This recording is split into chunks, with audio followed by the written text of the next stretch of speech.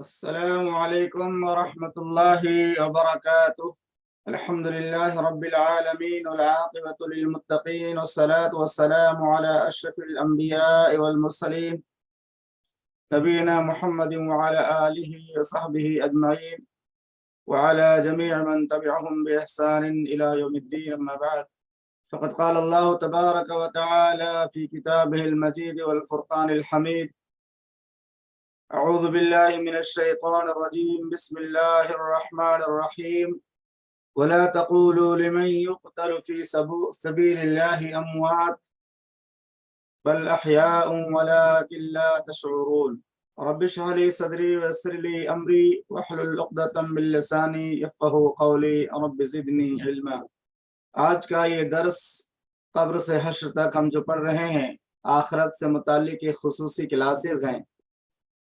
خاص طور سے برزخی زندگی سے متعلق یہ درس بہت ہی اہمیت کا حامل ہے.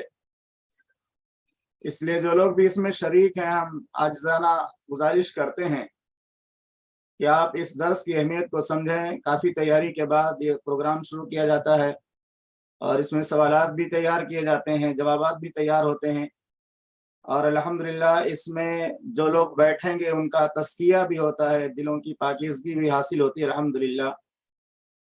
کچھ چیزوں کی تکرار کی وجہ سے بہت ساری چیزیں یاد بھی ہو جاتی ہیں. تو ابھی جو سلسلہ چل رہا ہے وہ ہے روحوں سے متعلق. روحوں کی کتنی قسمیں ہوتی ہیں، روحیں کہاں رہتی ہیں، کون کون سی روحیں ہیں جو مرنے کے بعد بھی آپس میں مل سکتی ہیں، اور کون سی روحیں ایسی ہوتی ہیں جو آپس میں ملاقات نہیں کر سکتی. روحوں کا تذکرہ چل رہا تھا، اور اس سے پہلے والے درس میں نے آپ لوگوں کے سامنے اس سے متعلق بات بیان کی تھی کہ روحیں بہت طرح کی ہوتی ہیں، اور یہ جو ہے اس کے برعکس حضرت جعفر بن ابی طالب رضی اللہ تعالیٰ عنہ کے بارے میں کتاب میں لکھا ہوا تھا کہ ان کے دونوں ہاتھوں کے بدلے اللہ نے انہیں 2 پر دیے ہیں. وہ ایک جنگ کے موقع پر ان کے دونوں بازو شہید کر دیے گئے تھے، اور ان بازوؤں کے شہید ہونے کی بنا پر انہیں اللہ تعالیٰ نے جنت کے اندر اڑنے کی طاقت دی اور ان کو جو ہے 2 پر عطا کیے. انشاءاللہ اس کے بارے میں سوال جواب میں تفصیلات آئیں گی. سب سے پہلے ہم عبارت کو واضح طور سے معلوم کرتے ہیں عبارت میں کیا لکھا ہوا ہے. تو جعفر بن ابی طالب رضی اللہ تعالیٰ عنہ کے دونوں ہاتھوں کے بدلے اللہ نے انہیں 2 پر دیے ہیں جن سے وہ جنت میں جہاں چاہتے ہیں اڑتے رہتے ہیں. صحیح الجامع کی 4345 نمبر کی روایت ہے، اور اسی طرح سے سنن ترمذی میں بھی اس معنی کی روایت موجود ہے.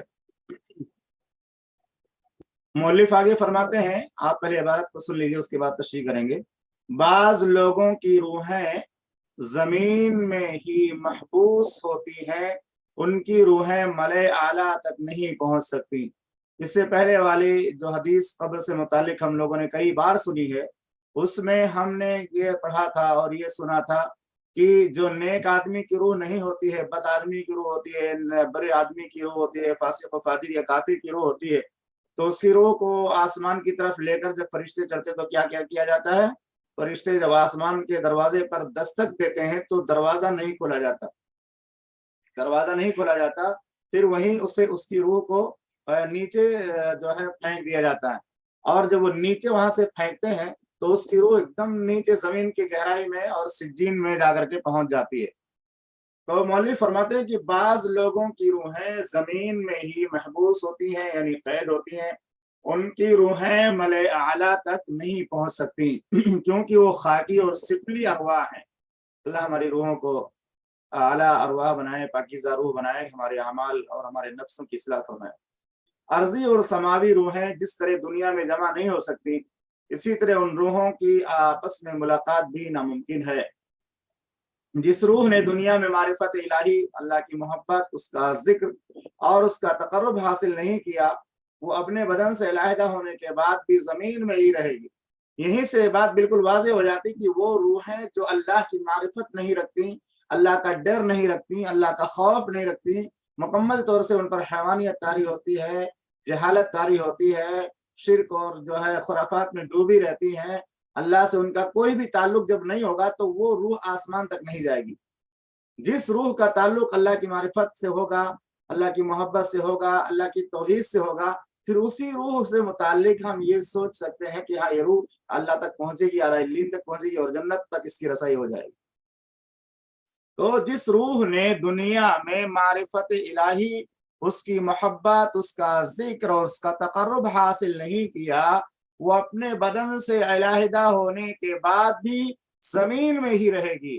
علوی اور سماوی روح دنیا میں اللہ کی محبت، اس کا ذکر اور اس کے تقرب کے حصول میں لگی رہتی ہیں۔ تو جو جنتی روحیں ہیں دنیا میں رہنے کے باوجود بھی اللہ سے ان کا تعلق بہت مضبوط ہوتا ہے۔ اس لیے بدن سے علیحدہ ہونے کے بعد اسے اپنی ہی جیسی سماوی روحوں کی مرافقت و مصاحبت حاصل ہوتی ہے۔ برزخ اور آخرت میں آدمی اپنی سب سے پسندیدہ ہستی کے ساتھ رہے گا، جس سے انسان محبت کرتا ہے، روحانی طور سے جس کا تعلق جس سے زیادہ مضبوط ہوتا ہے، تو مرنے کے بعد بھی اس کے ساتھ رہے گا۔ تو مولوی فرماتے ہیں کہ برزخ اور آخرت میں آدمی اپنی سب سے پسندیدہ ہستی کے ساتھ رہے گا۔ اللہ تعالیٰ برزخ اور آخرت میں روحوں کا ایک دوسرے سے ملاپ بھی کرا دے گا، اور وہ مومن کی روح کو پاکیزہ اور ہم مذاق روحوں کی صحبت عطا کرے گا۔ روح جب اپنے جسم سے الگ ہو جاتی ہے تو اسے اس کی ہم مذاق اور اس جیسی عمل کرنے والی روح کے ساتھ کر دیا جاتا ہے۔ تو نیک آدمی اگر ہے، اللہ سے اس کا تعلق ہے، تو اسی کی روح آسمان تک جا سکتی ہے۔ اگر کوئی روح ایسی ہے جو اللہ کو نہیں جانتی، اللہ کو نہیں پہچانتی، توحید کو نہیں جانتی، تو اس کی روح دنیا کے اندر ہی رہ جائے گی۔ اور بعض روحیں ایسی ہیں، جیسے بعض روحیں زانی مردوں اور زانیہ عورتوں کے تنور میں ہیں، یعنی ان کو وہاں پہ عذاب دیا جاتا ہے۔ کچھ روحیں خون کے دریا میں تیر رہی ہوں گی، جیسا کہ سود خوروں کے بارے میں آپ نے معلوم کیا کہ ان کو جو ہے ایک دریا میں ڈال دیا جاتا ہے اور وہ تیرتے رہتے ہیں، اس کا خون کا کلر ہوتا ہے، اور وہ کنارے جب آتا ہے تو اس کے اوپر جو ہے اس کے منہ پر بڑا پتھر منہ میں ڈال دیتا ہے ایک آدمی۔ ان کو پتھر میں کھلایا جاتا ہوگا کہ نیک اور بری روحیں ایک جگہ نہیں رہتی ہیں، بلکہ ایک قسم کی روح اعلیٰ علیین میں ہوں گی اور دوسری نوع کی روح زمینی تہ میں ہوں گی۔ وہ زمینی تہ میں ہوگی، وہ زمینی تہ سے اوپر نہیں جا سکتی۔ تو نیک لوگوں کی روح کہاں رہتی ہے؟ اعلیٰ علیین میں، اور برے لوگوں کی روح سجین میں۔ قرآن میں بھی اس کا تذکرہ موجود ہے۔ میت کی روح کے بارے میں اگر آپ تمام حدیثوں پر اور آثار پر غور کریں گے تو اس کے دلائل آپ پر پوری طرح آشکارا اور واضح ہو جائیں گے۔ یہ خیال نہ کیا جائے کہ اس بارے میں یا اس باب میں جو صحیح احادیث آئی ہیں ان میں آپس میں کوئی تضاد اور تعارض ہے۔ وہ سب کے سب صحیح ہیں اور ایک دوسرے کی تائید کرتی ہیں، تاہم روح کی معرفت، روح کے بارے میں جاننا، اسے سمجھنا، اس کے احکام کو جاننا جسم کے بارے میں جاننے سے بالکل علیحدہ ہے۔ روح ایک باریک شے ہے اور لطیف شے ہے، روح کی حقیقت کو انسان نہیں جان سکتا۔ اسی لیے جب یہودیوں نے اللہ کے پیغمبر محمد صلی اللہ علیہ وسلم سے یہ روح کے بارے میں سوال کیا تھا تو آپ خاموش ہو گئے، اور تھوڑی دیر کے بعد اللہ تعالیٰ نے جبریل کو بھیجا اس آیت کریمہ کو دے کر کے وَيَسْأَلُونَكَ عَنِ الرُّوحِ قُلِ الرُّوحُ مِنْ أَمْرِ رَبِّي، اور یہ لوگ آپ سے روح کے بارے میں سوال کرتے ہیں، کہہ دیجئے کہ روح میرے پروردگار کے حکم سے، اللہ جب تک چاہتا ہے روح جسم میں رہتی ہے اور جب چاہتا ہے وہ نکل کر باہر چلی جاتی ہے۔ تو یہ کہتے ہیں کہ اس میں کوئی تعارض نہیں۔ جو روحوں کے بارے میں جو احادیث آئی ہیں ان کو عقلی طور سے ہم نہیں سمجھ سکتے، کیونکہ جسم کے حساب سے ان کا سمجھنا اور اس کے جاننا وہ بالکل الگ ہے۔ اس لیے کہ جسم مادی ہے اور روح غیر مادی ہے۔ وہ جنت میں ہونے کے باوجود آسمان میں مقیم ہے، اس کا تعلق قبر سے ہوتا ہے اور اس کے اندر موجود بدن سے بھی ہوتا ہے۔ انسان جو جنتی ہوتا ہے نا، جو جنتی آدمی ہوتا ہے نا، تو اس جنتی آدمی کی روح جو ہے اس کا تعلق قبر سے بھی ہوتا ہے، اس کے جسم سے بھی ہوتا ہے اور جنت سے بھی ہوتا ہے، کیونکہ آپ نے حدیث میں پڑھا تھا کہ اس کی روحوں کو علین میں داخل کر دیا جاتا ہے اور وہاں ان کا نام درج کر دیا جاتا ہے، اور نیک روح جب جاتی ہے دوسری تو وہ دوسری روحیں اس سے بات کرتی ہیں، تو وہاں سے بھی تعلق ہوتا ہے اور قبر سے بھی تعلق ان کا ہوتا ہے۔ لیکن کس طرح تعلق ہوتا ہے ہم اس کو اپنی عقل پہ نہیں پرکھ سکتے، اس لیے کہ جسم مادی ہے اور روح غیر مادی۔ وہ جنت میں ہونے کے باوجود آسمان میں مقیم ہے، اس کا تعلق قبر سے ہوتا ہے اور اس کے اندر موجود بدن سے بھی۔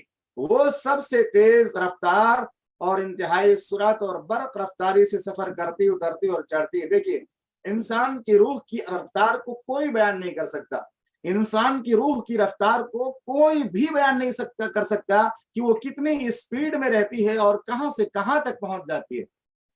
آپ میں سے کوئی آدمی یا کوئی طالب علم بتا سکتا ہے کہ روح کی تیزی اور روح کی اسپیڈ کو ہم کس طرح سے اور کب محسوس کرتے ہیں؟ یہ روح جو ہوتی ہے نا، اس روح کی اسپیڈ کیا ہے، اس کی برق رفتاری کیا ہے، اس کی تیزی کیا ہے، یہ ایک جگہ سے دوسری جگہ تک کیسے پہنچتی ہے اور کس طرح سے اللہ تعالیٰ نے اس کو ایک دوسرے سے دوسری جگہ سے دوسری جگہ منتقل کرنے کی جو ہے صلاحیت دی ہے۔ کبھی کسی نے کوئی خواب وغیرہ دیکھا ہو اور اپنے آپ کو کہیں دور محسوس کیا تو آپ بتا سکتے ہیں کہ روح کی تیز رفتاری کو کس طرح سے ہم خواب وغیرہ میں محسوس کرتے ہیں کہ انسان ایک جگہ سے دوسری جگہ پہنچا ہوا۔ کوئی آدمی خواب دیکھا میں حج کر رہا ہوں، میں عمرہ کر رہا ہوں، کوئی آدمی خواب دیکھا میں امریکہ میں لندن میں ہوں، لیکن جیسے اس کی آنکھ کھلتی ہے روح فٹاک سے اس کے جسم کے اندر موجود جاتی ہے۔ کوئی آدمی اس کو جگا دیا نا فوراً واپس آ جاتی ہے۔ تو یہ روح کی تیز رفتاری کا آپ لوگوں نے کبھی اندازہ لگایا ہوگا، یا خواب وغیرہ آپ دیکھتے رہے ہوں گے کہ ہم خواب میں کہاں پہنچے ہوئے ہیں، اور آپ کی آنکھ جب کھلتی ہے تو ایسا اندازہ آپ کو لگتا ہے کہ ہم تو پتہ نہیں کہاں سے کہاں آ گئے اچانک۔ تو وہ روح انسان کی جو جسم میں ہوتی ہے نا، میں نے مثال کے طور سے بتایا تھا، میں نے بکری کی مثال دی تھی کہ ایک بکری ہے اور اس کے گلے میں رسی بندھی ہوئی ہے اور خوب لمبی رسی ہے اور اس میں کھوٹی لگی ہوئی ہے، اس کو کھوٹی میں گاڑ دیا جاتا ہے اور اس کی رسی کو چھوڑ دیا جاتا ہے، کافی لمبی رسی ہے تو دور تک وہ بکری چرتی ہے اور اپنے جو ہے چارہ تلاش کرتے اپنا پیٹ بھرتی ہے۔ ایسی ہی روح جو ہوتی ہے نا، جب انسان سو جاتا ہے تو اس کی روح کا تعلق جسم سے تو رہتا ہے لیکن وہ چھوڑ دی جاتی ہے، اس کو ڈھیل دے دیا جاتا ہے، پھر وہ روح بہت دور تک وہ چلتی پھرتی گھومتی رہتی ہے اور ادھر ادھر جاتی ہے اور سیر و تفریح کرتی ہے۔ پھر جیسے ہی اس کی آنکھ کھلتی ہے، انسان کی جو سو رہا ہوتا ہے، وہ اس کی روح واپس آ جاتی ہے۔ اسی لیے تو اللہ کے نبی صلی اللہ علیہ وسلم نے دعا سکھائی نا، الحمدللہ الذی احیانا۔ اب لوگوں کو دعا یاد ہے، الحمدللہ الذی احیانا بعدما اماتنا والیہ النشور۔ سب تعریف اس اللہ کے لیے ہے، الذی احیانا، جس نے ہم سب کو زندہ کیا، بعدما اماتنا، مرنے کے بعد یعنی موت دینے کے بعد، تو موت سے مراد وہی نیند ہے، والیہ النشور، اور مرنے کے بعد سب کو اسی طرف جمع ہونا ہے۔ ایک دن میں خواب دیکھ رہا تھا، عجیب و غریب خواب تھا، فجر کی نماز پڑھنے کے بعد لیٹا ہوا تھا تو خواب دیکھ رہا ہوں کہ ایسے بچوں کے ساتھ میں کہیں گھومنے کے لیے گیا ہوں اور بچے بھی تھوڑی دور پر ہے، میں بھی ایسے ہی بستر یا تکیہ لگا کر لیٹا ہوا ہوں اور ساحل سمندر ہے اور ٹھنڈی فضا ہے اور آرام کر رہے ہیں سب لوگ۔ اور اس کے بعد تھوڑی دیر کے بعد بچے اور دوسرے جو وہاں کے افراد ہیں وہ آواز دے رہے ہیں کہ آپ یہاں سے ہٹ جائیے، ابھی پانی کا لہر آئے گی اور آپ کو اندر سمو لے گی۔ اور میں نے اس کو سنا نہیں یا میں غور نہیں کر سکا، یا خواب میں سمجھ رہا تھا کہ میں تو بہت ہی سکون سے لیٹا ہوں یا خوشی اور ٹھنڈی اور موسم کی خوشگواری محسوس ہو رہی تھی، اور میں ان لوگوں کی آواز شاید سن نہ سکا یا توجہ نہیں دے سکا کہ اچانک میں نے دیکھا میرے سامنے پانی کا سیلاب آ گیا اور کشتی میرے پاس سامنے سے آ کر کے اور تیرنے لگی۔ پھر میں پانی کی گہرائی میں چلا گیا، خواب میں بتا رہا ہوں، خواب یہ کوئی حقیقت نہیں ہے۔ پھر پانی کی گہرائی میں جب میں تیرنے لگا اور کافی دور تک لوگ جو ہے کافی دور چلے گئے اور میں دیکھا سمندر کی بہت ہی گہرائی کے اندر ہوں اور کافی ڈیپ میں ہوں اور وہاں کشتی اور جہاز بھی چل رہے ہیں، تب میں پریشان ہو گیا اور میں سمجھ گیا کہ اب میں نہیں بچوں گا، اب میں بچنے والا نہیں، اب تو میری موت ہوگی، کیونکہ اب میں اتنا تیرنے والا بھی نہیں ہوں اور اتنی تیراکی بھی نہیں کر سکتا اور بہت ہی گہرائی میں چلا گیا ہوں کیونکہ پانی کی لہر آئی ہے اور اتنی لہر آ گئی کہ وہاں پہ کشتیاں بھی چلنے لگی جہاں پہ میں لیٹا ہوا تھا، اور تکیہ بھی چلا گیا اور چادر بھی جس میں سویا ہوا تھا وہ چادر کو تلاش کر رہا ہوں تو پانی کے لہر میں بہ گیا۔ لیکن اچانک میری آنکھ کھل گئی تو پھر میں نے اللہ کا شکر ادا کیا، اللہ تو نے سمندر میں ڈوبنے سے مجھے بچا لیا، تو نے مجھے سمندر میں ڈوبنے سے بچا لیا۔ میں بعد میں بہت ہی خوش ہوا، میں نے کہا کہ دیکھو میں خواب میں تو ایسا محسوس ہو رہا تھا کہ اب میں نہیں بچوں گا، یعنی اتنی گہرے پانی میں تھا اور میں تیرنے کی بھی کوشش کر رہا تھا، لیکن جب دیکھا کہ بہت دور ہے ساحل، ہم یہاں سے تیر کر نہیں جا سکتے اور کشتیاں بھی اس پہ چل رہی ہیں پانی کے ڈیپ میں، اندازہ بھی ہم نہیں لگا سکتے کہ ہم کتنی جو ہے گہرائی میں ہیں، تو بہرحال میں کوشش کر رہا تھا کہ کسی طرح سے نکلوں، اور یہ یقین ہو گیا تھا کہ میں ڈوب ہی جاؤں گا۔ اتنے میں آنکھ کھل گیا، کوئی آواز آئی اور آنکھ کھلی تو دیکھا میں اپنے گھر میں لیٹا ہوں، تو میں نے اللہ کا شکر ادا کیا۔ تو یہ دیکھیے روح کی جو سیر ہوتی ہے، تفریح، یہ روح پتہ نہیں کہاں سمندر میں کس جگہ پہنچی ہوئی تھی، اور میں سوچ رہا تھا ڈوب جاؤں گا، لیکن جیسے میری آنکھ کھلی اللہ نے اس سمندر سے میری روح کو میرے جسم میں لوٹا دیا، اور میں اپنے گھر میں اپنے بچوں کے ساتھ حاضر ہو گیا۔ تو یہ اللہ کا شکر ہے کہ اللہ نے بیداری کی حالت میں بیدار ہوتے ہی میں جو ہے اپنے آپ کو محسوس کرنے لگا کہ ہاں میں زندہ، ورنہ میں تو سمجھ رہا تھا میں ڈوب گیا یا میری موت ہی واقع ہو جائے گی، کیونکہ انسان جب سمندر کے بیچ میں پہنچ جائے گا تو پھر اس کے بچنے کی امید نہیں ہوتی ہے۔ تو اس طرح کے خواب آتے ہیں کہ آدمی بہت دوری پر ہوتا ہے اور پتہ نہیں کہاں کہاں اپنے آپ کو محسوس کرتا ہے، لیکن جیسے اس کی آنکھ کھلتی واپس آ جاتا ہے۔ تو یہ روح کا جو معاملہ ہے بڑا عجیب و غریب ہے۔ سونے کے ٹائم میں پتہ نہیں کہاں پہاڑوں پہ چلی جاتی ہیں، جنگلوں میں روح گھومتی پھرتی ہے، اور پتہ نہیں کہاں کہاں جاتی ہے، کس کس سے جو ہے اس کا تعلق ہوتا ہے۔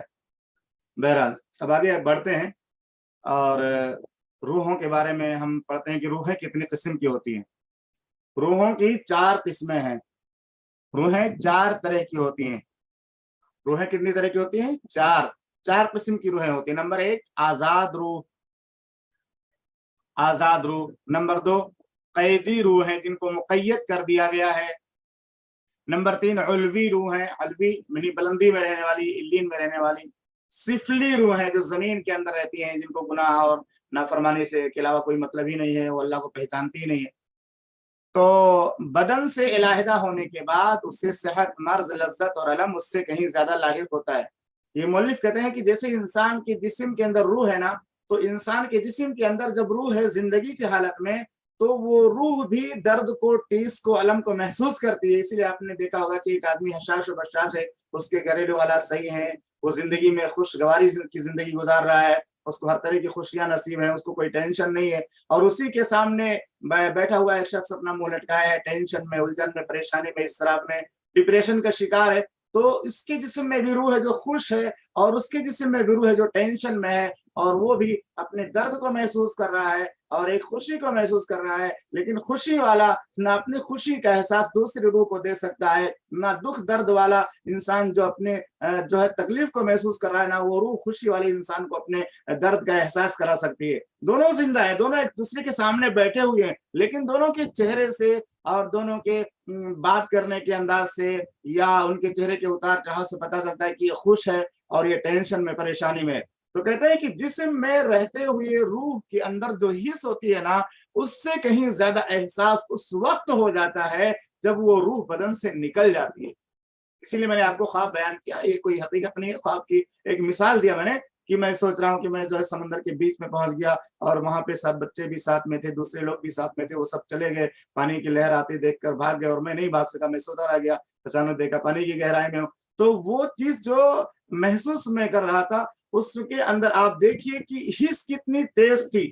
یعنی ایک آدمی سو رہا ہے اور وہ اپنے گھر میں سو رہا ہے، اپنے بیڈ پہ سو رہا ہے، اپنے بستر پہ سو رہا ہے، اور وہ یہ محسوس کر رہا ہے کہ میں سمندر کی گہرائی میں ہوں اور مجھے ٹھنڈک محسوس ہو رہی ہے، میں ہاتھ پیر چلا رہا ہوں اور میں تیرنے کی کوشش کر رہا ہوں، حالانکہ اس کا ہاتھ پیر رکا ہوا ہے۔ ہاتھ پیر تو رکا ہوا ہے نا، آدمی کا جسم بھی گھر میں ہے، تو وہ جو احساس کس کو ہو رہا تھا؟ وہ ڈوبنے کا احساس جو مجھے ہو رہا تھا نا، میرا جسم تو نہیں ڈوب رہا تھا، میرے ہاتھ و پیر تو پانی میں نہیں تھے، لیکن وہ خواب میں جو میں نے محسوس کیا مکمل طور سے مجھے وہ یاد ہے۔ ابھی بھی میں سوچتا ہوں تو گھبرا جاتا ہوں کہ آخر میں کتنے خطرناک جگہ سے واپس آ گیا کہ ڈوبتے ڈوبتے میں بچ گیا۔ تو وہاں حقیقت میں اس تعلق جو تھا ڈوبنے کا یا پانی میں گھبراہٹ کا یا پانی میں تیرنے کی کوشش کرنے کا، وہ جو پورا تعلق جو محسوس ہوا مجھے، وہ کس سے تھا؟ روح سے تھا۔ تو خواب میں انسان جب بیدار ہوتا ہے تو بھی اس کی روح میں اتنا احساس نہیں ہوتا، لیکن جب سو جاتا ہے تو اس کی روح بہت زیادہ حساس ہو جاتی ہے اور بہت تیز رفتار ہو جاتی ہے، اور انسان جب مر جاتا ہے تو مرنے کے بعد اس کی روح میں اور زیادہ حساسیت آ جاتی ہے۔ اسی لیے کسی صحابی یا تابعی کا کسی کا قول مجھے یاد آ رہا ہے کہ کسی ادیب کا انسانیت موت کے دروازے پر ایک کتاب ہے، شاید جاہز کا کس کے بارے میں ہے، کہ جب اس کی موت کا وقت آیا تو اس سے پوچھا گیا کہ جو ہے تمہاری موت کے وقت تم کو کیسی تکلیف ہوتی ہے؟ تو بیان کیا کہ جو ہے ایسا لگ رہا ہے کہ آسمان زمین پر ٹوٹ کر گر پڑا ہے، اور میں دونوں کے درمیان پھنس رہا ہوں، اور میں سانس لیتا ہوں تو اندر سانس جاتی ہے تو بھی تکلیف ہوتی ہے، اور سانس باہر آتی ہے تو بھی تکلیف ہوتی ہے۔ تو بہرحال اس طرح کے واقعات بہت سارے کتابوں کے اندر ملتے ہیں کہ کچھ لوگوں نے اس طرح کی تکلیفوں کو بیان کیا ہے۔ تو کہنے کا مقصد یہ ہے کہ روحیں جو ہیں وہ 4 طرح کی ہوتی ہیں، آزاد روح ہیں، قیدی روح ہیں، علوی روح ہیں، سفلی روح ہیں۔ بدن سے علیحدہ ہونے کے بعد اس سے صحت، مرض، لذت اور علم اس سے کہیں زیادہ لاحق ہوتا ہے جتنا کہ بدن سے متعلق ہونے کی حالت میں ہوتا تھا۔ روح کو قبر میں قید، علم، عذاب، مرض اور افسوس و حسرت کی کیفیات برداشت کرنا پڑتی ہے۔ اسی طرح اسے لذت، راحت، سکون، آسائش اور آزادی کی نعمتیں عطا کی جاتی ہیں۔ روح جب تک بدن میں رہتی ہے اس کی حالت و کیفیت ایک حد تک اس بچے سے بہت زیادہ ملتی جلتی۔ اس پر غور کیجیے گا، ایک مثال دے رہے مؤلف صاحب کتاب، ایک مثال دے رہے ہیں کہ روح جب انسان کے بدن میں رہتی ہے نا تو اس کی دنیا بہت محدود ہوتی ہے۔ روح انسان کے جسم میں جب رہتی ہے، انسان جب زندہ رہتا ہے نا تب تک اس روح کی دنیا جو ہے بہت ہی محدود ہوتی ہے۔ تو اس حد تک اس بچے سے بہت زیادہ ملتی جلتی ہے جو اپنی ماں کے شکم سے نکل کر دنیا میں آ گیا ہو۔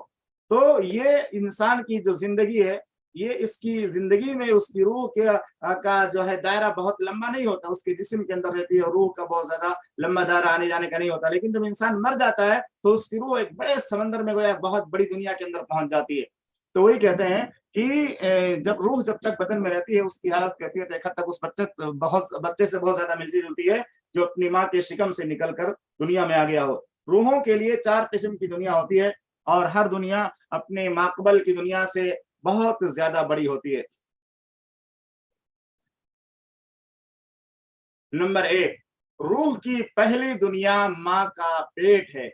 ماں کا پیٹ، ماں کے پیٹ میں روح انسان کے جسم میں ڈالی جاتی ہے۔ آپ کو حدیث بھی معلوم ہوگی کہ اللہ کے نبی صلی اللہ علیہ وسلم نے فرمایا کہ ایک وقت آتا ہے کہ اللہ تعالیٰ فرشتے سے بولتا ہے اس کے اندر روح ڈالو، پھر ایک وقت آتا ہے کہ اس کو کہتا ہے کہ اللہ تعالیٰ فرشتے سے کہتا ہے اس کی روزی لکھ دو، اس کی تقدیر لکھ دو۔ یہ ساری چیزیں ماں کے پیٹ میں ہوتی ہیں۔ تو روح کی پہلی دنیا ماں کا شکم ہے، اس کی یہ دنیا بہت محدود، تنگ اور 3 پردوں کی تاریکی میں ہوتی ہے۔ روح کی دوسری دنیا وہ ہے جس میں وہ پلتا بڑھتا ہے، سانس لیتا ہے، نیکیاں کماتا ہے، برائیاں کرتا ہے، ہم لوگ جس دنیا میں ابھی اس وقت موجود ہیں۔ تو روح کی دوسری دنیا وہ ہے جس کو ہم دنیا کی زندگی بولتے ہیں۔ پہلی دنیا وہ ہے جس کو ہم ماں کے پیٹ کی زندگی بولتے ہیں۔ ہم دوسری دنیا میں اللہ تعالیٰ ہمارے اعمال کی اصلاح فرمائے، ہماری پریشانی کو دور فرمائے، ہمیں جو ہے ہر طرح کے گناہوں سے بچنے کی توفیق عطا فرمائے۔ تو دوسری دنیا وہ دنیا ہے جس میں وہ پلتا بڑھتا ہے اور اسی دنیا میں وہ نیکیاں کماتا ہے، برائیاں کرتا ہے۔ اسی لیے کہا گیا دنیا مزرعۃ الآخرہ، دنیا یہ آخرت کی کھیتی ہے اور خوش بختی و بدبختی کے ذرائع جمع کرتا ہے۔ تیسری دنیا ہے عالم برزخ، ایک ماں کے پیٹ کی زندگی ہو گئی، دوسری دنیاوی زندگی ہو گئی، تیسری برزخ کی زندگی ہو گئی۔ یہ دنیا دوسری دنیا سے بہت وسیع ہے۔ آپ اندازہ لگائیے کہ پہلی زندگی 9 مہینے مثال کے طور سے ماں کے پیٹ کی زندگی، دوسری زندگی 9 مہینے سے بڑھ کر 90 سال ہو گئی، تیسری زندگی 90,000 سال ہو سکتی ہے جو برزخ کی زندگی ہے۔ تو وہ تیسری زندگی جو برزخ کی زندگی، اس کے بارے میں کہتے ہیں کہ یہ دنیا جو دوسری زندگی تھی، جو دنیاوی زندگی اس سے بہت زیادہ وسیع اور بہت بڑی ہے۔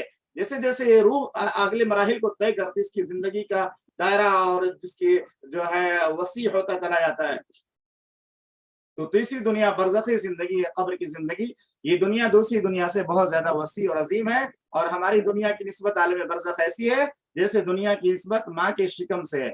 گویا کہ آدمی دنیا کی زندگی میں تھا تو گویا ماں کے پیٹ میں تھا، اور برزخ میں آیا تو دنیا میں آ گیا۔ تو ایسے ہی سلسلہ بڑھتا چلا جاتا ہے۔ ماں کے پیٹ کی زندگی بہت مختصر، اور اس دنیا کی زندگی اس سے لمبی، اور برزخ کی زندگی اس سے لمبی۔ چوتھی دنیا آخرت کی دنیا ہے، جہاں جنت اور جہنم ہے، جہاں موت نہیں ہے۔ چوتھی دنیا آخرت کی دنیا ہے، یہاں روح کا ٹھکانہ جنت ہوگی یا جہنم، اس کے بعد کوئی دنیا نہ ہوگی۔ اللہ عز و جل انسانوں کو منزل و منزل اسی دنیا میں منتقل کر دیتا ہے۔ اس دنیا میں وہ اپنی منزل مقصود کو پا لیتا ہے جس کا وہ مستحق ہوتا ہے۔ انسان کی تخلیق اسی دنیا کے لیے ہوئی تھی، اور وہ ایسے عمل کے لیے تیار کیا گیا تھا جو اسے اس عمل تک پہنچا دے۔ ان چاروں دنیا میں ہر ایک دنیا کا حکم علیحدہ علیحدہ ہے، اور ہر ایک کی حالت دوسرے سے جدا ہے۔ تو یہ جو ہے چار جو ہے زندگی ہے، روح کے چار مراحل ہوتے ہیں۔ پہلا مرحلہ ماں کا پیٹ ہے، ماں کے پیٹ میں روح جسم کے اندر ڈالی جاتی ہے۔ دوسرا مرحلہ کون سا ہے، کوئی بتا سکتا ہے؟ تو میں سوال یہ کر رہا تھا کہ ابھی میں نے بتایا کہ روح کی جو دنیا ہے وہ جو ہے چار دنیا ہے۔ پہلی دنیا ماں کا پیٹ ہے، دوسری دنیا کون سی ہے؟ کسی نے جواب دیا ہے؟ ہاں، دوسری دنیا، یہ دنیا کی زندگی جس کو کہا گیا نا قرآن مجید کے اندر، وَمَا هَذِهِ الْحَيَاةُ الدُّنْيَا إِلَّا لَهْوٌ وَلَعِبٌ، کہ دنیا کی زندگی محض کھیل اور تماشا ہے۔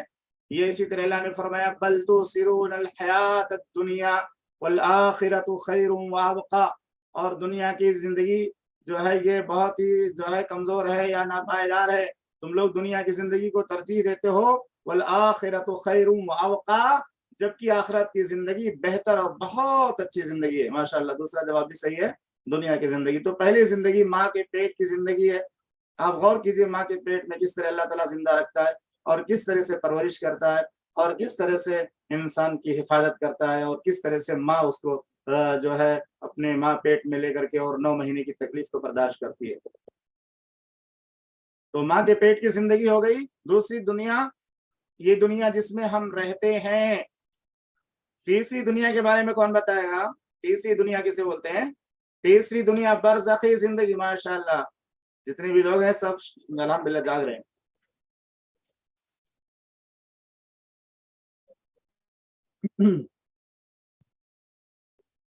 تیسری دنیا برزخ کی زندگی۔ ایک دنیا تو ماں کے پیٹ میں جو 9 مہینے پر مشتمل ہوتا ہے عام طور سے، اور اس کا 10 گنا لمبی زندگی دنیا میں مل جاتی ہے۔ تو 9 مہینہ ہے تو اس کے 10 کریں گے 90 سال۔ ایک زندگی 9 مہینے کی ہے اور دوسری زندگی مثال کے طور سے 90 سال کی ہو گئی۔ اور اس کے بعد تیسری زندگی برزخ کی، اس کو اور 10 گنا بڑھا دیجیے، 9000 سال کر لیجیے اس کو، یا 90,000 سال کر لیجیے، اس کو بھی آپ گن سکتے ہیں۔ تو تیسری زندگی برزخی زندگی ہے، جس کو ہم قبر کی زندگی کہتے ہیں، برزخ کی زندگی، اور جس کے بارے میں بھی آج آپ نے بہت ساری باتیں معلوم کی ہیں۔ اور چوتھی زندگی کو کون بتائے گا؟ چوتھی زندگی کسے کہا جاتا ہے؟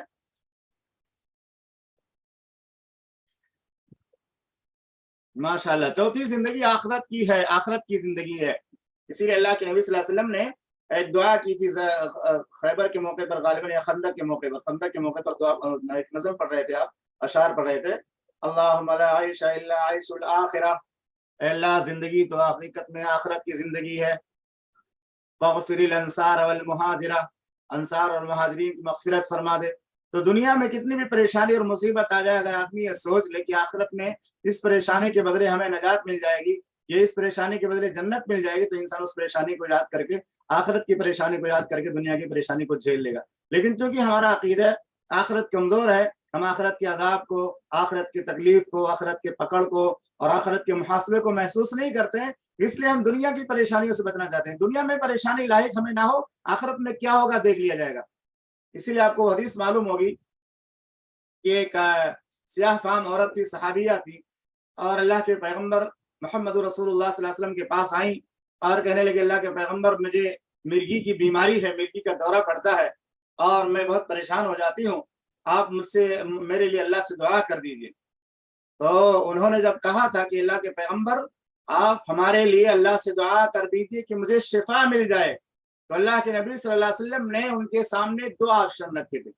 اب میں کسی کو معلوم ہے وہ کون سا آپشن تھا؟ 2 چیزیں رکھی تھی، چاہے یہ لے لو چاہے یہ لے لو، چاہے تندرستی لے لو چاہے دوسری چیز لے لو، ان شئتے صبرتے ولک الجنہ۔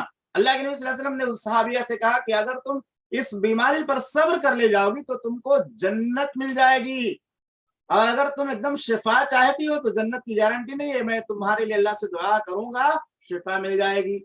تو صحابیہ نے کہا اللہ کے پیغمبر میں جنت چاہتی ہوں، لیکن اتنی سو دعا کر دیجئے کہ بے پردگی نہ ہو۔ کتنا زیادہ پردے کا اہتمام تھا صحابیہ کے اندر، اور کتنی اللہ والی تھی وہ بندی اللہ کی، کہ اس نے کہا کہ بے پردگی حالت بے ہوشی میں، یعنی جب دورہ پڑتا ہے مرگی کا تو بے ہوش ہوتا ہے انسان، بے ہوشی کے عالم میں میرا چہرہ نہ کھل جائے، بے ہوشی کے عالم میں میرا سر نہ کھل جائے یا جو ہے میرا جسم کی اعضاء نہ کھل جائیں کہ بے ہوشی کے عالم میں بھی میرے جسم کو کوئی غیر محرم جو ہے دیکھ نہ پائے. یہ ان کا جو ہے پردے کا اہتمام تھا. کتنا اللہ رب العالمین کو تقویٰ دیا تھا. تو اللہ کے نبی صلی اللہ علیہ وسلم سے کہا کہ آپ دعا کر دیجیے. تو نبی صلی اللہ علیہ وسلم نے کہا کیا, ان شئت صبرت ولک الجنہ, اگر چاہو تو صبر کرو تو اللہ جنت دے گا, اور چاہو تو اللہ سے میں دعا کروں گا اللہ تمہاری پریشانی دور کرے گا. تو انہوں نے کہا نہیں اللہ کے پیغمبر, میں صبر کروں گی, اس بیماری کو میں برداشت کروں گی, پوری زندگی جھیلوں گی اس کو, لیکن آپ اتنی دعا کر دیجئے کہ جب بھی مجھے اس بیماری کا دورہ آئے تو میری بے پردگی نہ ہو. اللہ تکشف, اللہ اکبر, کہ بے پردگی نہ ہو. یعنی بے ہوشی کے عالم میں بھی ان کا کوئی چہرہ دیکھ لے ان کو گوارا نہیں تھا. اچھا عورتیں کتنی آزاد ہیں. کچھ لوگوں نے فتویٰ بھی دیا کہ چہرے کا کوئی پردہ نہیں. سب سے بڑا فتنہ تو چہرہ ہی ہوتا ہے. انسان چہرہ کھول کر کے چلتا ہے تو کتنا گنہگار ہوتا ہے, اور کتنے لوگ اس کے ذریعے گنہگار ہوتے ہیں, کتنا فتنہ پیدا ہوتا ہے. تو بہرحال کہنے کا مقصد یہ ہے کہ نبی صلی اللہ علیہ وسلم نے دو آپشن دیا تھا, یا تو دعا کر دوں گا تو اچھی ہو جاؤ گی تو جنت کی گارنٹی نہیں ہے, لیکن اگر صبر کرو گی تو تم کو جنت ملے گی. اس سے پتہ چلتا ہے کہ انسان کو آخرت کے بارے میں کتنا حساس ہونا چاہیے. آج ہم دنیا میں ہر طرح کے گناہ کو اس لیے کر لیتے ہیں کہ ہم سوچتے ہیں کہ دنیا کی پریشانی دور ہو جائے, چاہے وہ گناہ کا راستہ ہی کیوں نہ ہو, لیکن دنیا کی پریشانی کو ہم بہت بڑی پریشانی سمجھتے ہیں. اگر آخرت کی پریشانی ہم سامنے رکھتے ہیں کہ اس جو ہے تکلیف کو برداشت اگر ہم نہیں کریں گے تو آخرت میں ہمیں پریشانی جھیلنی پڑے گی, تو ہمارے لیے پھر جو ہے دنیا کی ہر پریشانی آسان ہو جائے گی. تو میں عرض کر رہا تھا کہ دنیا کی جو ہے 4 قسمیں ہوتی ہیں. پہلی قسم ماں کے پیٹ کی زندگی, دوسری قسم ہے دنیا کی زندگی جس کو الحیات الدنیا کہا جاتا ہے, اور تیسری زندگی برزخ کی زندگی جسے اللہ نے فرمایا وَمِن وَرَائِهِمْ بَرْزَخٌ إِلَى يَوْمِ يُبْعَثُونَ.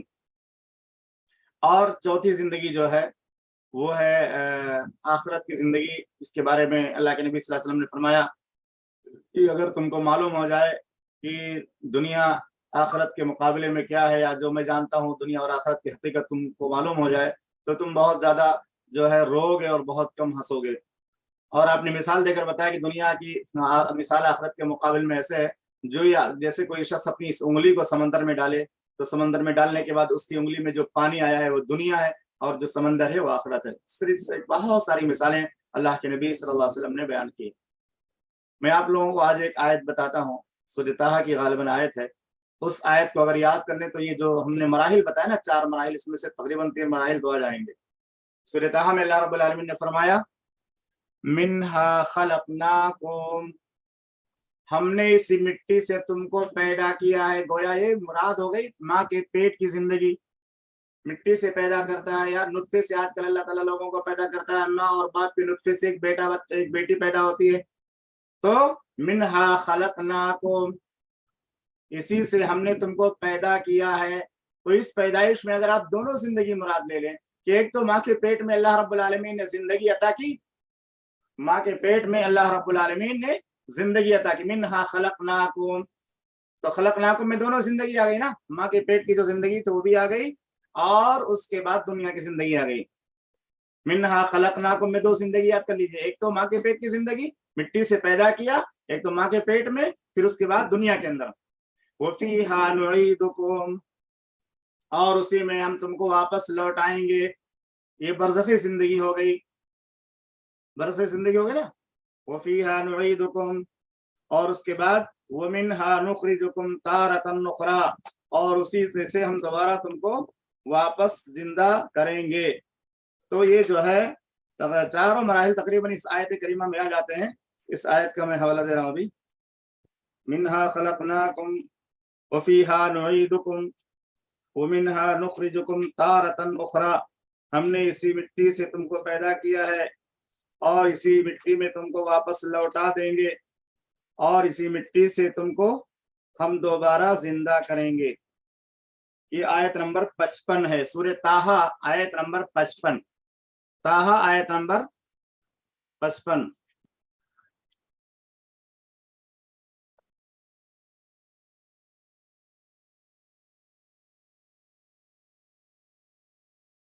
سورۃ طٰہٰ آیت نمبر 55. تو یہ حوالہ یاد کر لیجیے, اس میں 4 مراحل آپ کو انشاءاللہ یاد ہو جائیں گے. منہا خلقناکم میں دونوں زندگیاں ہو جائیں گی. اسی مٹی سے ہم کو اللہ نے پیدا کیا, تو پیدائش ایک تو ماں کے پیٹ میں اللہ رب العالمین نے ہم کو ہماری تخلیق کی, اور اس کے بعد دنیا میں پیدا کر دیا. تو دونوں زندگی آ گئی. منہا خلقناکم میں دو زندگی مراد ہو گئی, ایک تو ماں کے پیٹ کی زندگی اور ایک دنیا کی زندگی. وفیہا نعیدکم اور اسی میں دوبارہ ہم تم کو لوٹا دیں گے مٹی میں. تو مٹی میں لوٹانے سے مراد کون سی زندگی ہو گئی؟ برزخ کی زندگی ہو گئی. وَمِنْهَا نُخْرِجُكُمْ تَارَةً أُخْرَىٰ اور اسی قبر سے اسی مٹی سے قیامت کے دن نکالیں گے. سور میں پھونک مارا جائے گا اور تمام لوگ اپنے قبروں سے نکل کر کھڑے ہوں گے. تو یہ چوتھی زندگی ہو گئی.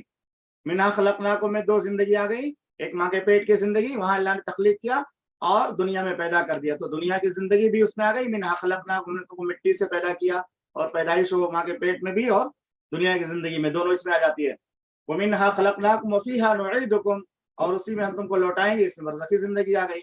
وَمِنْهَا نُخْرِجُكُمْ تَارَةً أُخْرَىٰ اور اسی مٹی سے ہم تم کو دوبارہ قیامت کے دن دوبارہ تم کو زندہ کریں گے. تو یہ چاروں مراحل اس میں آ جاتے ہیں. اس سے پتہ چلتا ہے کہ انسان کو ان مراحل کو یاد رکھنا چاہیے. اور اللہ کا یہ قانون ہے کہ آج جو زمین کے اوپر ہے وہ کل زمین کے نیچے ہوگا. اگر اس پر یقین نہ ہو تو اپنے اساتذہ کو یاد کر لیجئے, جو ہمارے استاد لوگ تھے, بہت ساری دنیا سے چلے گئے. آج ان کا جو ہے چہرہ دنیا میں ہم نہیں دیکھ سکتے. یوٹیوب وغیرہ میں ہو سکتا ہے کہیں نظر آ جائے ویڈیو وغیرہ اگر ہو, لیکن ان سے ملاقات نہیں کر سکتے. اساتذہ بہت سارے, دسیوں نہیں 85 سینکڑوں اساتذہ کا نام آپ کو یاد ہوگا, لیکن آج وہ دنیا میں موجود نہیں ہے.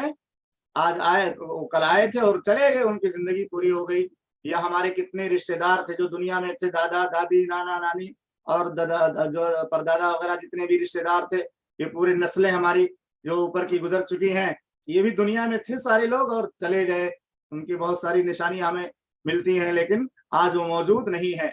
تو یہ اللہ کا کتنا زبردست قانون ہے کہ اس قانون سے کوئی نہیں بچ سکتا, کوئی بھی دین دھرم کا ماننے والا ہو. منہا خلقناکم ہم نے تم کو اسی مٹی سے پیدا کیا ہے. وفیہا نعیدکم اور اسی میں ہم تم کو لوٹائیں گے, واپس لوٹا دیں گے, یعنی ماریں گے. جیسے زندہ کیا ہم نے مٹی سے پیدا کر کے, اسی طرح سے دوبارہ مٹی میں ملا دیں گے. مرنے کے بعد انسان کی جسم کو مٹی کھا جاتی ہے اور 2-4 سال کے بعد اور جو ہے 5 سال کے بعد یا 10 سال کے بعد اس کی لاش قبر میں نہیں رہ جاتی. قبر کھودیں گے تو پوری مٹی ہو جاتی ہے. اور اللہ کے نبی صلی اللہ علیہ وسلم نے فرمایا ہڈی جو ریڑھ کی ہڈی ہوتی ہے, پیچھے والا حصہ جو ہوتا ہے ہڈی کا ایک ٹکڑا, وہ باقی رہتا ہے, اس سے اللہ زندہ کرے گا. تو یہ اللہ تعالیٰ کا نیم ہے کہ آج ہم ہیں. اس آیت پر اگر غور کریں گے تو روکٹا کھڑا ہو جاتا ہے. منہا خلقناکم ہم نے تم کو پیدا کیا, یہ آج ہم اسی مرحلے میں زندگی گزار رہے ہیں. وفیہا نعیدکم اس مرحلے سے ہم سب کو گزرنا ہے. اللہ نے فرمایا ہم نے اگر تم کو پیدا کیا تو ایک دن لوٹا کر کے رہیں گے. دنیا میں کوئی بھی کتنا بھی اپنے رشتے دار سے پیار کرتا ہو نا, لیکن مرنے کے بعد کوئی اس کی لاش کو دنیا میں نہیں رکھ پاتا, کیونکہ وہ لاش خراب ہو جاتی ہے اور اس کا کچھ مطلب نہیں رہتا. یہ اس سے لوگوں کو خوف اور ڈر محسوس ہوتا ہے. مرنے کے بعد اس کو 2-4 گھنٹے 10 گھنٹے 15 گھنٹے میں اس کو دفن ہی کر دیتے ہیں. تو یہ اللہ کا کتنا زبردست قانون ہے. منہا خلقناکم ہم نے تم کو اسی مٹی سے پیدا کیا ہے. وفیہا نعیدکم اور ہم اسی مٹی میں دوبارہ لوٹا دیں گے تم کو. ومنہا نخرجکم تارۃ اخری اور اسی مٹی سے قیامت کے دن قبر سے تم کو نکالیں گے. اور ایک ایک قبر سے کتنے کتنے مردے اٹھ کر کھڑے ہوں گے, میدان محشر کی طرف دوڑیں گے. آپ اندازہ لگائیے کہ اس دنیا کی جو زندگی ہے اس کا ایک وقت ہوتا ہے آنے کا.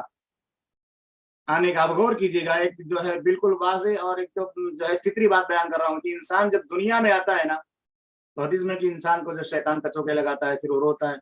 تب انسان جب دنیا میں آتا ہے تو وہ اکیلا روتا ہے, لیکن اس کے پورے گھر والے, پورے رشتے دار, خاندان والے سارے کے سارے خوشیاں منا رہے ہوتے ہیں.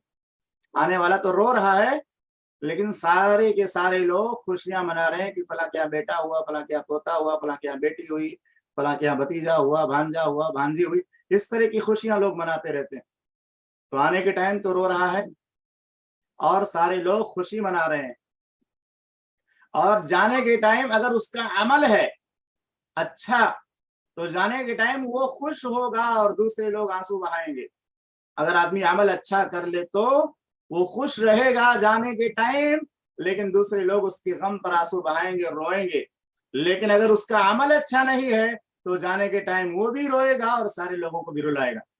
لیکن آنے کے ٹائم کی الگ شان ہوتی ہے. انسان پیدا ہوتا ہے, بظاہر روتا ہے, تکلیف محسوس کرتا ہے, اس کی زندگی شروع ہوتی ہے, لیکن اس کے گھر والے سارے لوگوں میں خوشیوں کی لہر دوڑ جاتی ہے. لیکن انسان جب جاتا ہے, اگر اس کا اچھا عمل ہے تو خوش خوش جاتا ہے, اور اس کے رشتے دار اس کو جدا ہونے کی وجہ سے روتے ہیں, لیکن اگر انسان کا عمل جانے کے ٹائم بھی اچھا نہیں ہے، جانے کے ٹائم بھی وہ برا عمل لے کر کے جا رہا ہے اور فرشتے جہنم کی بشارت سنا رہے، تو جانے کے ٹائم جیسے لوگ روتے ہیں اس کی جدائی پر، ایسے وہ بھی روتا ہوا چلا جائے گا۔ تو اگر ہم چاہتے ہیں کہ اس دنیا سے ہنستے ہوئے جائیں تو ہمیں آج ہی اللہ کی بارگاہ میں توبہ کر کے اپنے اعمال کی اصلاح کر لینی چاہیے، اس لیے کہ اللہ کے نبی صلی اللہ علیہ وسلم کی جو وفات کا وقت آیا اور آپ موت کی سختیوں سے دوچار ہوئے تو آپ کی بیٹی فاطمہ رضی اللہ تعالیٰ عنہ رونے لگی۔ جب اللہ کے پیغمبر محمد رسول اللہ صلی اللہ علیہ وسلم نے ان کو روتے ہوئے دیکھا تو کہا کہ اے بیٹی کیوں رو رہی ہو؟ آپ کے ابو کو آج کے بعد کوئی تکلیف نہیں ہوگی۔ ایک مومن کے لیے آخرت کی جو تکلیف ہے، موت کی تکلیف، یہ آخری تکلیف ہوتی ہے۔ اس موت کی تکلیف کے بعد اس کی دنیا کی ساری پریشانیاں ختم ہوتی ہیں اور وہ ہمیشہ کے لیے سکون کی زندگی گزارنے والا ہو جاتا ہے۔ لیکن ایک کافر کے لیے دنیا میں جو کچھ آرام ہے وہ آرام ہے، اور اس دنیا کے بعد اس کی تکلیف کا سلسلہ شروع ہوتا ہے تو بڑھتا چلا جاتا ہے۔ ایک مومن کی شان ہوتی ہے اس کی آخرت کی یا موت کی جو تکلیف ہے وہ آخری تکلیف ہے۔ اللہ سے دعا ہے کہ اللہ تعالی ہم سب کو اپنے اعمال کی اصلاح کی توفیق عطا فرمائے۔ اب آئیے کچھ سوالات پڑھ لیتے ہیں۔ یہ سوالات ہیں 2 یا 3۔ پہلا سوال ہے جعفر طیار کسے کہتے ہیں؟ ان کا مختصر تعارف پیش کرو۔ جعفر یہ طیار جعفر ابن ابی طالب جعفر طیار کے نام سے مشہور ہیں۔ جعفر ابن ابی طالب رضی اللہ تعالیٰ عنہ آپ علی کرم اللہ وجہ کے بھائی ہیں اور محمد رسول اللہ صلی اللہ علیہ وسلم کے چچا زاد بھائی تھے۔ آپ کے چچا ابو طالب کے لڑکے تھے۔ آغاز اسلام کی نمایاں شخصیات میں شمار ہوتے ہیں۔ مسلمانوں نے حبشہ کی ہجرت کی تو آپ مہاجرین کے قائد تھے۔ شاہ حبشہ نجاشی کے دربار میں آپ کی تقریر، ادب کا شہپارہ اور اسلام کا خلاصہ تصور کی جاتی ہے۔ جنگ موتا میں اسلامی لشکر کے سپہ سالار تھے اور اسی جنگ میں شہادت پائی، اور نبی صلی اللہ علیہ وسلم نے جعفر طیار یعنی تیز اڑنے والا جنت کی طرف کا لقب مرحمت فرمایا، یعنی آپ کو جو لقب ملا وہ جعفر طیار کا لقب ملا۔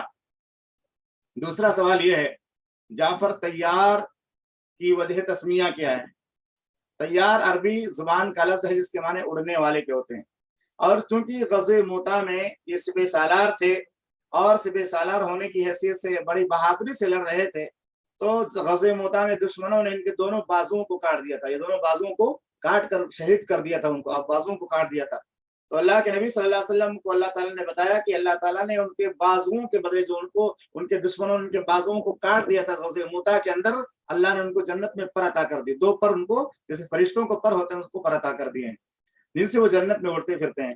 اسی وجہ سے ان کا نام جعفر طیار ہو گیا کہ جنگ غزوہ موتا میں ان کے بازو کو شہید کر دیا گیا اور اس شہادت کو اللہ نے قبول کیا اور اس کے بدلے اللہ نے ان کو جنت کے اندر جو ہے پر عطا کر دیا ان کے بازوؤں کی جگہ پہ۔ اور یہ باقاعدہ سنن ترمذی کے اندر بھی روایت موجود ہے، صحیح الجامع کا حوالہ بھی میں اوپر دیا تھا۔ ابو ہریرہ رضی اللہ تعالیٰ عنہ سے روایت ہے، وہ بیان کرتے ہیں کہ رسول اللہ صلی اللہ علیہ وسلم نے فرمایا رأیت جعفرا یطیر فی الجنت مع الملائکہ، میں نے جعفر طیار رضی اللہ عنہ کو دیکھا، جعفر رضی اللہ عنہ کو وہ جنت میں فرشتوں کے ساتھ اڑ رہے ہیں، یعنی ان کے پاس بھی اس سے بازو اللہ نے دے رکھے ہیں جیسے فرشتوں کے بازو ہوتے ہیں، وہ کس شکل کے تھے اللہ بہتر جانتا ہے، لیکن ان کو بھی بازو ملے ہوئے تھے۔ صاحب تحفۃ العوضی عبد الرحمن مبارک پوری رحمہ اللہ اس کی شرح میں تحفۃ العوضی میں فرماتے ہیں اس حدیث کا معنی یہ ہوتا ہے کہ اللہ کے نبی صلی اللہ علیہ وسلم نے کہا کہ میں نے جعفر بن ابی طالب رضی اللہ عنہ کو جنت میں اڑتے ہوئے دیکھا ہے، اس کی وجہ سے ان کا نام جعفر طیار ہو گیا۔ تو جعفر طیار ان کو اسی لیے کہا جاتا ہے کہ اللہ کے نبی صلی اللہ علیہ وسلم نے بشارت سنا ان کے بارے میں کہ میں نے ان کو جنت میں دیکھا، وہ فرشتوں کے ساتھ ایسے ان کے پاس پر ہیں اور اس سے اڑ رہے ہیں، تو جعفر طیار ان کا نام ہو گیا۔ دنیا میں ان کے بازو کاٹ دیے گئے، اللہ نے جنت میں اس کی جگہ پر ان کو پر عطا کر دیے ہیں۔ تیسرا سوال ہے بچہ ماں کے پیٹ میں کتنے اندھیروں میں رہتا ہے؟ یہ سوال قرآن میں موجود ہے، اس کا جواب بچہ ماں کے پیٹ میں 3 اندھیروں میں رہتا ہے۔